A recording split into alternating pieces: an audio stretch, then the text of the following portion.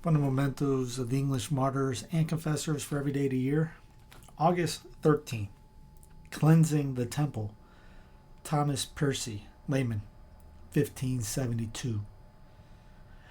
The first act of Blessed Thomas with his companions and followers on entering Durham was to seize the cathedral and purge it of every heretical token. The communion table was broken up, the Protestant Bible and Book of Common Prayer were burnt. The Catholic revival spread far and wide with marvelous speed.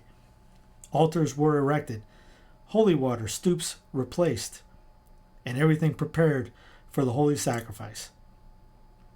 On Sunday, St. Andrew's Day, 1569, the first High Mass was sung, the whole official choirs assisting in the thronged cathedral, and the reconciliation of Durham to the Church was crowned on December 4, then the second Sunday in Advent, by the priest Father Holmes, bearing special faculties from Rome.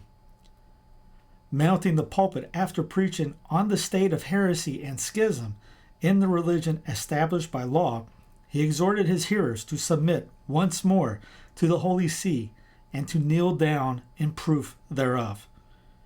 He then publicly absolved the prostrate crowd from their censor and reconciled them to the Catholic Church.